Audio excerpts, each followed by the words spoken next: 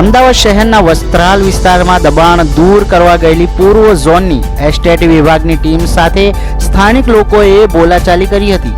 વસ્ત્રાલ વિસ્તારમાં શ્રેયા એક્ઝોકિટા રેસિડેન્સીની દિવાલ પાસે નાનો ચબૂતરો અને મંદિર બનાવવામાં આવ્યો હતો, જેને આજે સવારે એસ્ટેટ વિભાગની ટીમે તોડી પાડ્યો હતો, જેને લઈ સ્થાનિક લોકો મોટી સંખ્યામાં ભેગા થઈ ગયા હતા। મંદિર અને ચબૂતરો તોડવા મામલે વિરોધ કર્યો હતો।